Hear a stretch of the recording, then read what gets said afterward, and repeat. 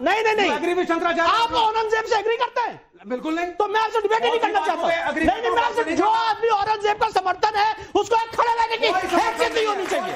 नमस्कार दोस्तों, कैसे हैं आप सब? आप सबका स्वागत है आज की वीडियो में। आज की वीडियो बहुत ही खास है, आज की वीडियो बहुत ही अच्छी होने वाली है। अगर आप मेरे चैनल पर नए आए हो तो इसे सब्सक्राइब कर लेना और ऐसी ही वीडियो देखने के लिए हमसे जुड़े रहना। और क्या कुछ हुआ इस वीडियो में, आइए चलिए देखते हैं। और आपकी क्या हिम्मत है, क्या हिम्मत नहीं है? सुनिए, आपकी क्या हिम्मत है, क्या हिम्मत नहीं? अरे आप करो ना, अरे आप करो। हम तो करते हैं, नहीं तो आप भी करेंगे। हमें जो सही लगेगा वो बोलेंगे। आपके हिसाब से बोलेंगे क्या भाई? अरे आपके हिसाब से बोलेंगे क्या भाई? आपके हिसाब से नहीं बोलेंगे। ऐसा कर दिया शुरू से कि अब आप इधर कुछ पूछेंगे वो उनका वॉल्यूम ऊपर जाएगा। मैं चाहता हूँ आप थोड़ी देर शांत रहें। आपके हिसाब से नहीं बोलेंगे। और जितना आप चारों चिल्ला सकते हो उतना मिलकर अकेले मैं भी चिल्ला सकता हूं। अच्छी बात है, कोई दिक्कत नहीं है। विष्णु जी, आप चिल्लाओ सब। नहीं विष्णु जी, इस वाले सवाल का जो आपने जवाब दिया, एक क्षण शांति चाहता हूं। आप लोग के मन से जवाब नहीं दिया जाएगा।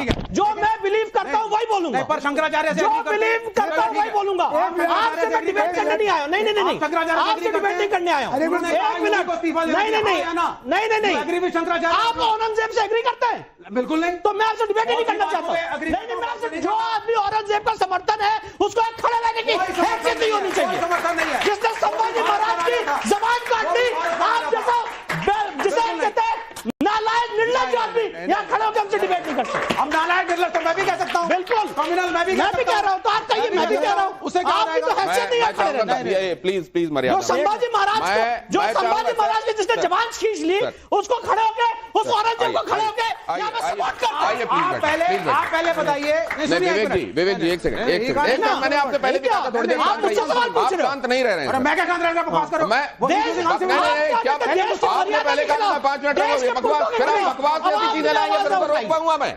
अरे यार नालायक नहीं होता है। मैंने उनको बोला, आपने भी बोल दिया, आपने भी बोल दिया।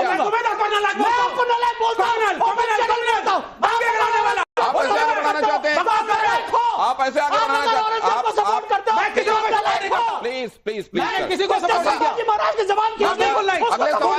अगले सवाल सर प्लीज तुम थोड़ा डिसाइड करो कौन क्या बोलेगा। आपने जिसने सपोर्ट किया it's a free country.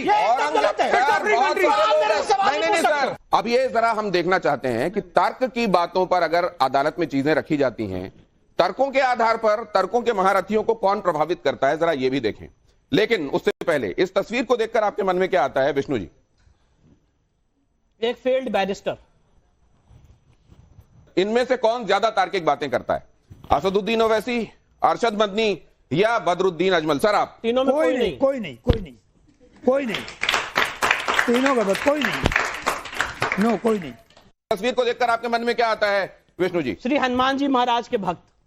Ramzan के दौरान कश्मीर में फैशन शो विवाद पर आपकी राय? नहीं होना चाहिए, होना चाहिए, इसमें हर्ज क्या है? भी होना चाहिए, हर्ज क्या है? ऐसा क्यों लग रहा है आप? क्यों नहीं हो? क्यों नहीं शो होगा? उनका रमजान चले तो पैसा शो नहीं होगा। ये कौन सी बात हुई? तो आप ये कह रहे हैं कि अगर नहीं होना तो कभी ना हो, लेकिन अगर होना है तो उसमें किसी महीने का जिक्र करके क्यों रोका जाए? आप ये कह रहे हैं? यस, आप रमजान मतलब थोड़ी किस तो फिर योगी को सुन लीजिए, योगी क्या कह रहे हैं जरा सुन लीजिए, जरा योगी प्ले कीजिए। वीडियो कॉन्फ्रेंसिंग होने लग गई। मैंने पूछा भी क्या तैयारी है? कहा साहब हम लोग प्रयास करेंगे कि 11 बजे तक होली संपन्न कर दी जाए। हमने कहा साल में एक बार होली पड़ेगी और 11 बजे संपन्न हो जाएगी। साल में 52 बार जुमा पड़ता है तो 2 घंटे का कार्यकाल उसी का आगे बढ़ जाएगा। तो धार्मिक भावनाओं का ख्याल रखने वाली बात है, वो रमजान वाली बात हो रही थी, यहां पर भी एक बात हो रही है। अब आप कैसे देखते हैं? रमजान का ये मतलब नहीं होता कि पूरे पब्लिक को उसमें लाद दिया जाए। होली से उसको तुलना मत कीजिए।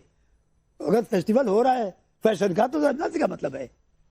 रमजान से क्या मतलब है? यूसुफ अंसारी जी, इस पर आपकी टिप्पणी, ये ऑब्जर्वेशन और आपकी टिप्पणी किस पर टिप्पणी? रमजान पर ये फैशन शो हर्ज क्या है, होने देना चाहिए, होली को उससे तुलना नहीं करना चाहिए। ये पूरा देश समाज के बहुत ज्यादा लोग मिलकर खेलते हैं। ठीक है, दोनों अलग मसले हैं। रमजान मुसलमानों के लिए एक महीने का त्यौहार है, उसमें संयम बरतने की, जो रमजान का जो हुक्म कुरान में है वो है कि भाई रोजे तुम पे फर्ज किए गए। जैसे तुमसे पहले कोई नया काम मुसलमान नहीं कर रहे, मुसलमानों से पहले भी रोजे रखे थे। उनका अरबी में सियोम उसका आया है, कुतिबा अलैकुम अस्सियाम, कि तुम पे फर्ज किया। उसे मिलिट्री ट्रेनिंग के कहते हैं, मतलब संयम रखने की बात कही गई है। और ये है कि भाई आप संयम रखें।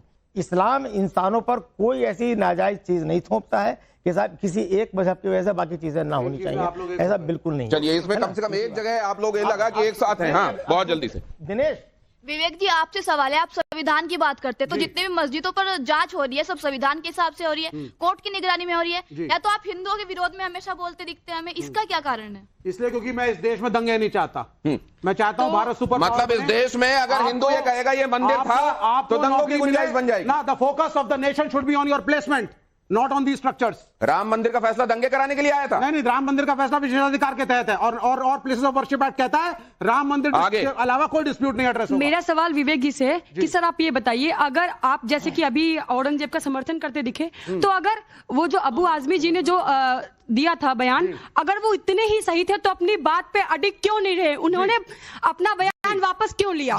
जी, औरंगजेब सही भी था, गलत भी था, वो राजा था, वो डेमोक्रेटिक नहीं था, लेकिन वो इस देश का इतिहास है। जो राज धर्म का पालन करे वो राजा होता है। सर, किसी डिक्टेटर को आप राजा कह देंगे? जब भारत हिंदू राष्ट्र बन जाएगा तो सेक्युलर स्टेटस का क्या रहेगा, या फिर नहीं रहेगा? सेकुलर स्टेटस सबसे पहले खत्म होगा। सबसे पहला काम होगा, secularism is the bogus principle. सबसे अगर कोई फर्जी प्रिंसिपल इस देश में लाया गया है तो वो सेकुलरिज्म का है, जिसको आज तक कभी डिफाइन नहीं किया गया। तो संविधान की प्रस्तावना में जो जोड़ा गया गलत जोड़ा गया है गौतम जी। 1976 में बिना कोई डिस्कशन के, बिना कोई डिबेट के, गलत ढंग से जब देश इमरजेंसी में था, तब 42nd अमेंडमेंट लाके सेकुलर और सोशलिस्ट वर्ड जोड़ दिए गए। 1970 के दशक में कांग्रेस के ऊपर प्रेशर डाल के 2 शब्द प्रियम्बल में डलवाए सेकुलर और सोशलिस्ट। अब जरा मैं यहाँ कुछ रखना चाहता हूँ आपके सामने। प्रिंसिपल को बदलेंगे। अभी विष्णु जी ने कहा था सुप्रीम कोर्ट सर्वोपरि है। सुप्रीम कोर्ट कह रहा है कि secularism is the basic structure of the constitution, इसको चेंज नहीं किया जा सकता। इस कॉन्स्टिट्यूशन का, सेकुलरिज्म को इस कॉन्स्टिट्यूशन का, एक मिनट, ये विरोधाभास के साथ चल रहा है आप। इसको तालिबान चाहेगी, शर्म आनी चाहिए। एक मिनट, शर्म आपको आनी चाहिए, शर्म आपको आनी चाहिए, जिसको कुछ पता नहीं है। शर्म तो जो लोग देखिए, अब इसीलिए जब मैं बोलूंगा ना तो फिर दिक्कत हो जाएगी। आप उधर जा रहे हैं। शर्म आनी चाहिए, ये शर्म नहीं, इनको आप फिर इस तरह की शब्दावली में फिर वो 2 कदम आगे, फिर आप 4 कदम आगे। कहा कि सेकुलरिज्म एक बोगस सिद्धांत है, आप मानते हैं? मैं कह रहा हूँ सेकुलरिज्म के साथ आप हैं आप जाओ ना, या नहीं है, या विरोधाभास आपको है? बहुत कानून पता है, तो आप जाके FIR कर दो। आगे चलिए। अब जरा मैं यहाँ पर आप सर आ जाइए। आपको एक बार मैं तकलीफ दूंगा। आप जरा आ जाइए, आप जाके आप यहाँ पर खड़े हो जाइए। आपको बहुत मैं आपके सामने कुछ प्ले करने वाला हूँ। ये बोल रहा हूँ, इसको देखिए। प्रिंसिपल है, आप FIR कर दो मेरे पे। विष्णु जी, एक सेकंड आप भी आइए। विष्णु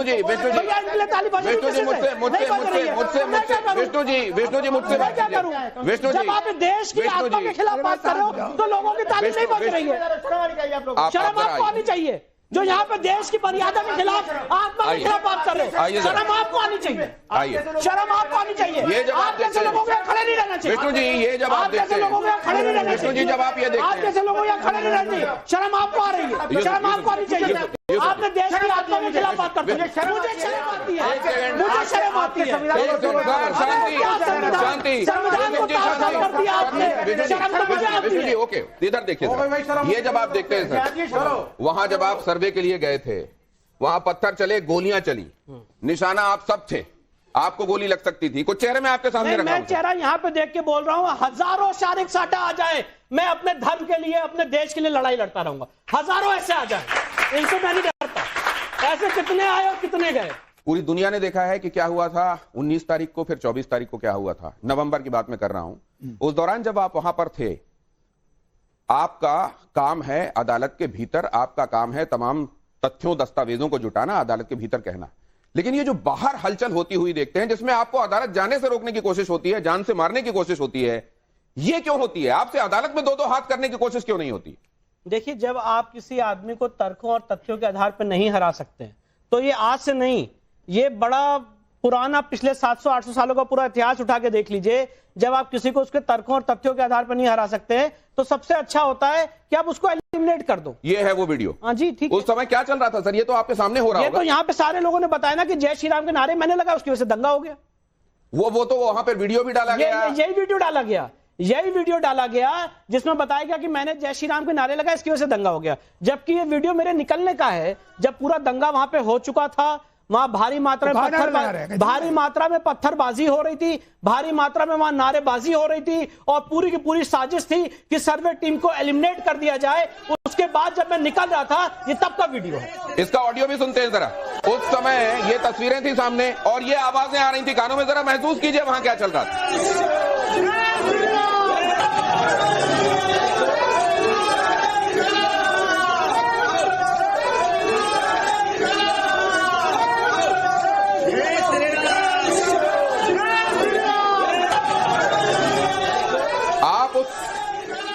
चौकोर घेरे के अंदर दिखाई दे रहे हैं कि आपने तो आप चुपचाप चले जा रहे हैं। देखिए मैं आपको फिर से बता रहा हूं, जब वहां पे सुबह 8 बजे के करीब से सर्वे शुरू हुआ था, 11 बजे के करीब सर्वे खत्म हुआ।